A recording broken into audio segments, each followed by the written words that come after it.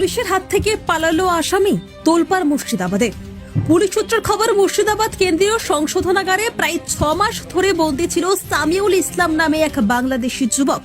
শুক্রবার তাকে স্বাস্থ্য পরীক্ষার জন্য বহরমপুরের মুর্শিদাবাদ মেডিকেল কলেজ ও হাসপাতালে আনা হয়। হাসপাতাল চত্বরে পুলিশের নিরাপত্তা বলয় থাকা সত্ত্বেও আচমকা হাত ছাড়িয়ে দৌড় দেয় অভিযুক্ত।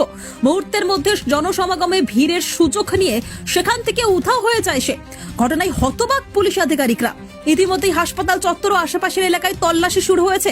বিভিন্ন থানায় সতর্কতা জারি করা হয়েছে। কিভাবে নিরাপত্তার ফাঁক রইল তা নিয়ে প্রশ্ন উঠছে। এই ঘটনায় সংশোধনাগার ও পুলিশের নিরাপত্তা ব্যবস্থাকে ঘিরে শুরু হয়েছে জোর আলোচনা। ডাক্তার দেখাতে নিয়ে গেছিল, দিয়ে পালিয়ে গেছে হাত থেকে। কি হয়েছিল? কি রোগ হয়েছিল আমরা জানি না, কিন্তু আমরা গাড়িতে এসেছিল, এক গাড়িতে এসেছিল। আজ প্রথম এসেছিল উনি? একজন না দুজন? একজন। বাংলাদেশে প্রথমে পালাইছিল এটা? আপনারা কি হেঁটে আসছিলেন? না, আমরা না, আরো সব গাড়ির লোক দিয়েছিল। ওরা হেঁটে আসছিল। ওদের হাত ছাড়ি পালিয়েছে নাকি? হাত থেকে পালিয়ে গেছে। কি নাম বলছে ওর? রবিউল ইসলাম। রবিউল ইসলাম। বাড়ি বাংলাদেশ? রবিউল শেখ বললেন যে? রবিউল ইসলাম সে দুটো নাম আছে। বাংলাদেশে বাড়ি? বাংলাদেশে বাড়ি। আপনার নাম? আপনার রিন্টু খান। হ্যাঁ, রিন্টু খান।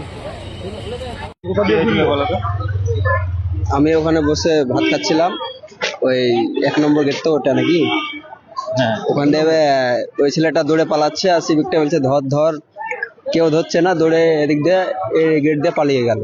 কোন দিক দিয়ে পালিয়ে গেল? এই তো এই সামনে গেট নাই, ওই গেটটাতে। তাড়া করেছিল? হ্যাঁ, সিভিক একটা পেছন পেছন দৌড়ছিল, তার পেছন না আর আরেকজন মানে বেসেফ কালারের ড্রেস পরেছিল, ও তার পেছনে দৌড়ছিল। পালিয়ে গেল কি করে ও? পালিয়ে গেল ওটা দেখিনি আমি, দৌড়ে পালাচ্ছিল তাই দেখলাম। আপনার কি পেশেন্ট আছে নাকি? হ্যাঁ, আমার পেছনে আছে, আমার মেয়ে আছে। আপনি কোথায় ছিলেন? আমি ওই সামনে হসপিটালের সামনে বসে ভাত খাচ্ছিলাম। কি নাম আপনার? নাসিমউদ্দিন নাসিমউদ্দিন কি? শেখ।